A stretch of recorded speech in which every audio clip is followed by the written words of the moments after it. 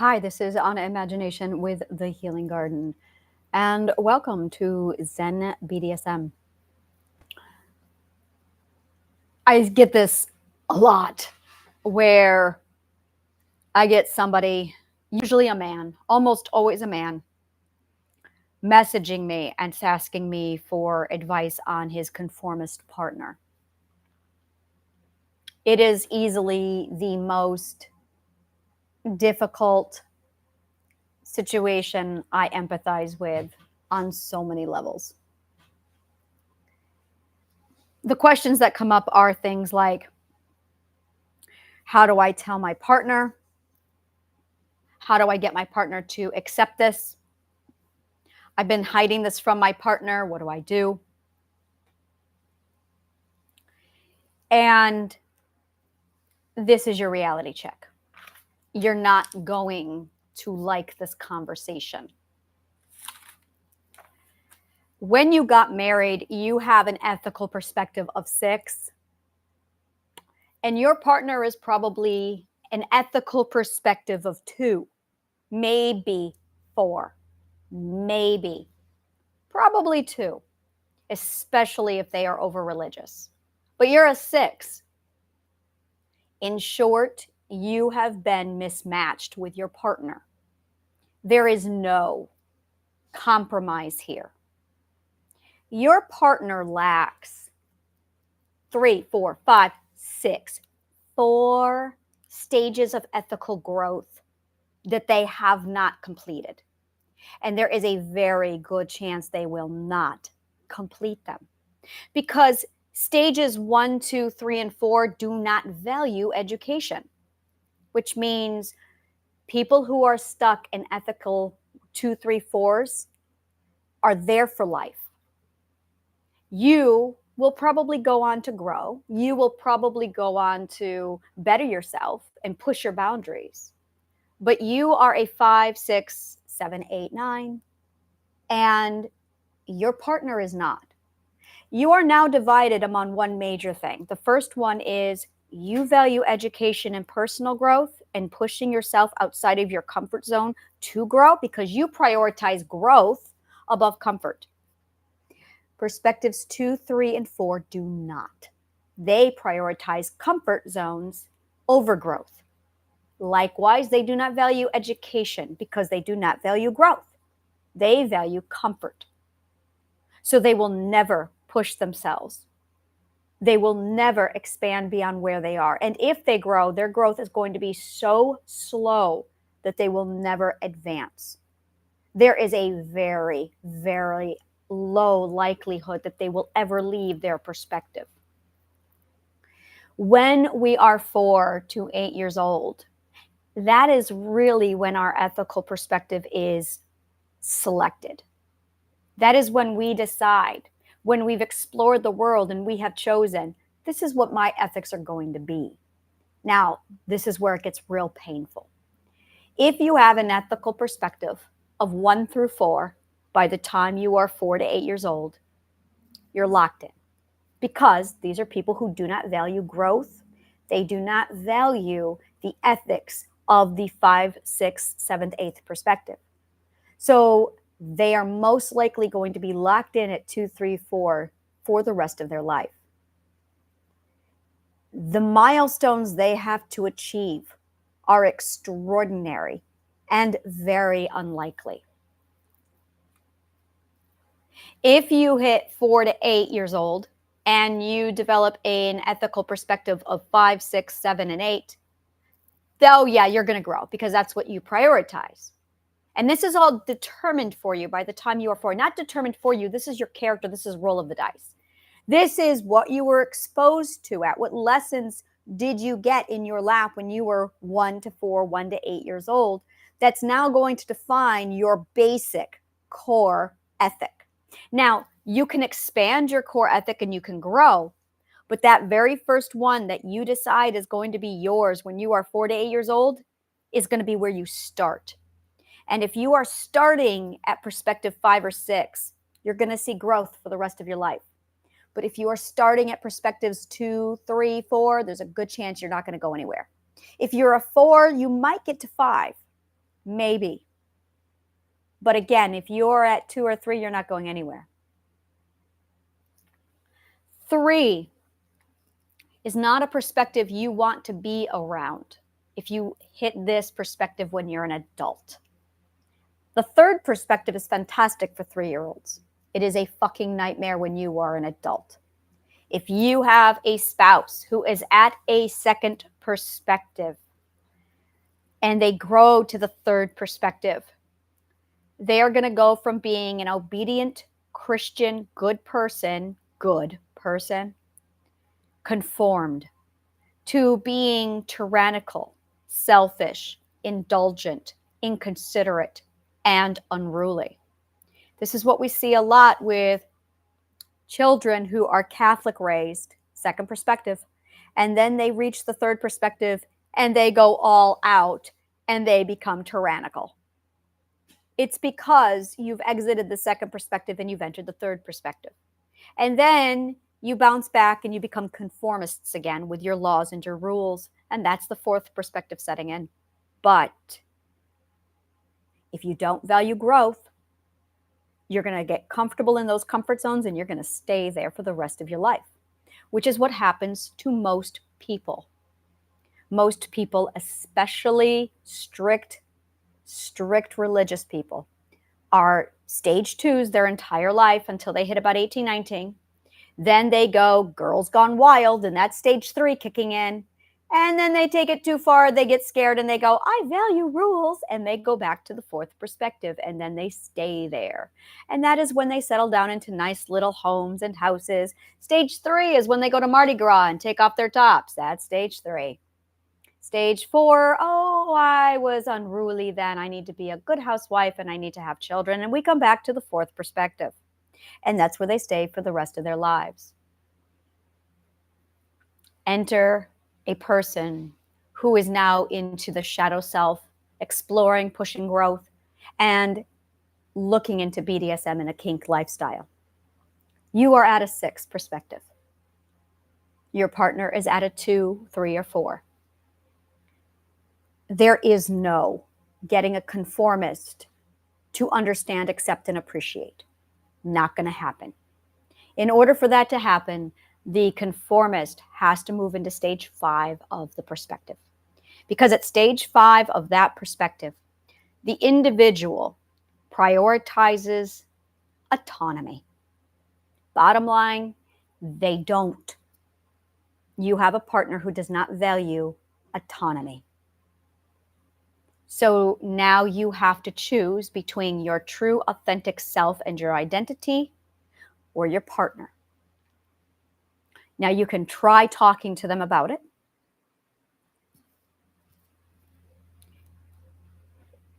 There's going to be 2 different ways this is going to go. They are so hardcore driven in their heads of, no, that's evil, that's sin, that's dangerous, that's ungodly. Or they are going to indulge and they are going to feel so horrifically guilt-ridden that now they have to deal with that because their subconscious mind is telling them to stay in the second perspective because they are in the second perspective because their parents were in the second perspective. And that is what's been conditioned into them. They cannot leave that perspective until they do the growth work. So it's down to, does your partner value growth? If you are adamant to introduce this and bring your partner into this world, you must be respectful and mindful that their perspective is not going to allow it because of what they ethically value and what they ethically see. It is going to create a conflict. My advice, and this is what I'm solid on, is you both need to take some time apart, seriously do your own shadow work. You need to reprioritize where your relationship with your autonomy is and your authority. And then you need to reevaluate if you want to prioritize your relationship and your love and your romance above your own self. And if you prioritize romance above the self, you've got some serious work to do because you are sacrificing your own autonomy for another individual. It is not going to end well. Which is why when we build relationships, we should not be basing relationships off of how fucking pretty someone looks or how handsome they are. We really should be evaluating what subconscious mind perspective we are getting, what cocktail we are getting with their mental illness, and most importantly, what is their ethical perspective. But unfortunately, none of us were taught this when we started a relationship with our partners. So now we're all fucked. Because in most cases, you have a partner that is not matched to your ethics. So you have a choice. Suppress yourself for the rest of your life for the sake of a relationship, or prioritize yourself over your sacrifice. If you sacrifice your identity, the consequences are going to be cognitive dissonance because you are suppressing yourself to make way for somebody else's ethics that you do not honor or want anything to do with. And that's really it, is to thine own self be true. You are throwing that out the window. You are committing yourself to a life of secrecy, denial, and lies.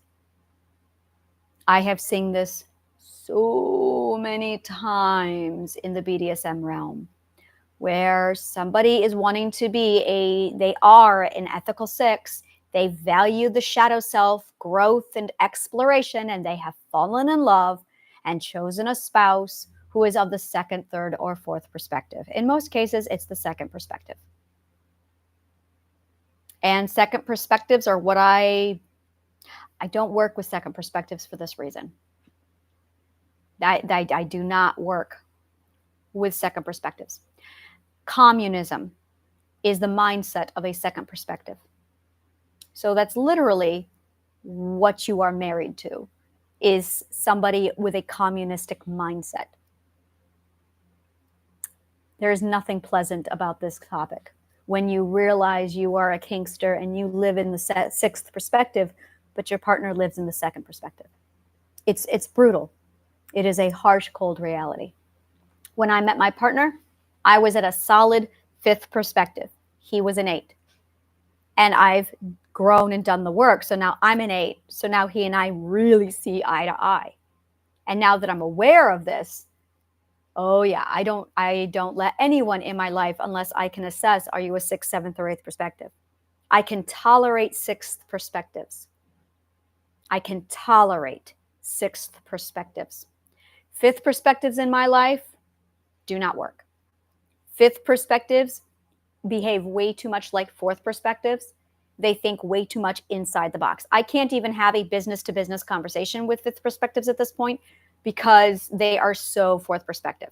And I'm up there with 8 going, yeah, I should say over there. I'm over there with 8 going, yeah, I get 7. 7s and I get along fantastic. 6s are pushing my tolerance level. 6s are I remember when I was a 6. But when you are a 6 and you're looking back at a 2, my advice is you really need to sit down and do some self-exploration and make some choices for yourself.